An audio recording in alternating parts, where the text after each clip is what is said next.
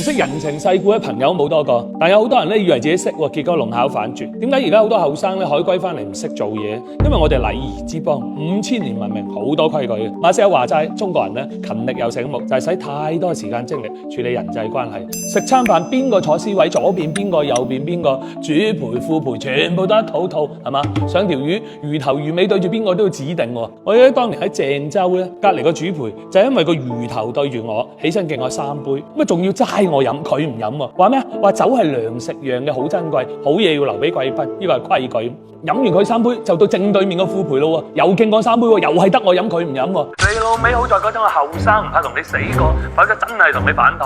結果餐飯食咗1晚，正經嘢一句未傾過，關鍵係啲菜都冇食幾啖已經上晒頭，仲傾條鐵咩？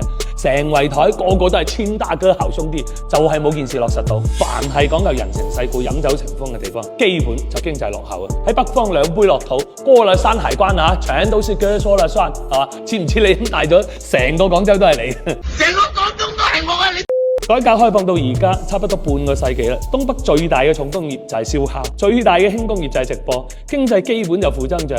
但東北老鐵咧冇啲關係真係寸步難行，咩都要靠關係，時間精力就消耗晒喺關係上面，效率極低。唔似我哋大灣區簡單好多係嘛？幾個億嘅生意都係食個工作餐嘅 ，friend 啲嘅直接上屋企食咯，飲茶傾偈家常便飯啦，傾嘢就實實際際。我又唔得閒應酬你，你都唔需要應酬我。好多人認為咧人情世故就係城府要深，手段要狠，特別喺職場唔識翻啲權謀口黑咧，好難扎職。嗱，但凡咁諗咧，講到底你就係想喺利益分配上面佔着數。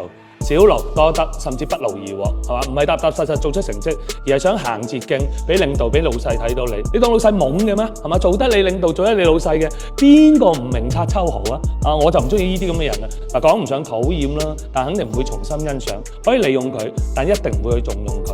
嗱，邏輯好簡單啊嘛！我需要你幫我做業績，創造價值。喂，你玩手段、玩辦公室政治，只會增加其他人嘅內耗，唔會對業績有咩幫助㗎，唔會增加成支 team 嘅總體嘅產能，係嘛？你哋嘅博弈係零和鬥爭，只會損耗團隊嘅整體效益。你做嘅嘢只不過係想我將更多嘅利益向你傾斜啫。你問10個老闆，相信10個老闆都寧願支 team 純粹啲，咪搞咁多嘢。人人憑業績、憑實力去分配利益，高效得嚟，唔使我商臣點去平衡你哋嘅利益分配，係嘛？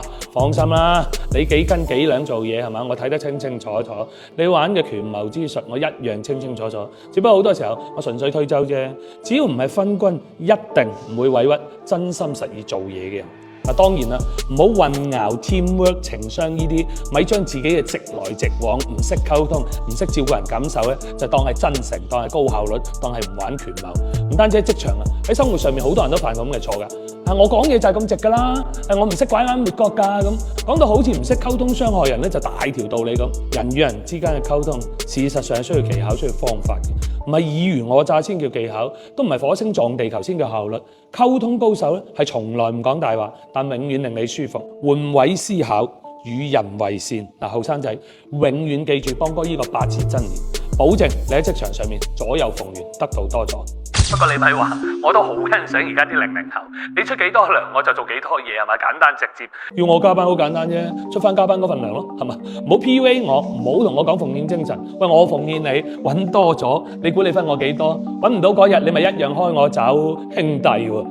咪講呢啲咩傷感情嘅嘢，係嘛？我哋嘅相識就係錢銀交易，一開始就赤裸裸。我喺勞動力市場出賣我嘅體力、我嘅努力、我嘅時間。你覺得我買一個，於是買咗，咁我做完我嘅嘢，攞翻你出嗰份糧，係嘛？我哋嘅關係就係咁簡單，就係咁清澈。當然我都明白，水至清則無魚，人至察則無徒啊嘛。條界唔一定要畫得咁一清二楚。平時我捧下你，你讚下我，互相情緒價值到位。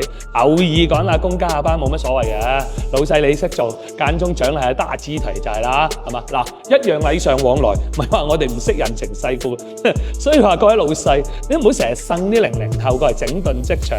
其實咁樣合作咪幾高效率，管理又簡單，係嘛？社會越進步，社交就越簡單。本身人情世故咧係指世俗人情習慣，教我哋待人處事圓潤周到，通達人情，唔係教你玩權術、玩陰謀，去踩低人去害人。回歸社交嘅本質，少啲研究人哋。有咁嘅時間，不如自己學多啲嘢，做多啲嘢，做多咗唔會蝕底㗎。你唔係一世幫人哋打工啊，今日做多啲都係幫自己積累經驗、提升能力。人際關係好多時候只不過係皇帝新衣，除咗呢件似有還無嘅新衫，實質上只有3件事：你有咩能力，你可以創造咩價值，你應該得到咩利益？嗱，記住邦哥講嘅呢啲，你一定會好運。加油 bro！今日除夕啦，除夕嘅意思就係除去煩惱，迎接希望。祝願大家歲歲常歡樂，事事皆如意。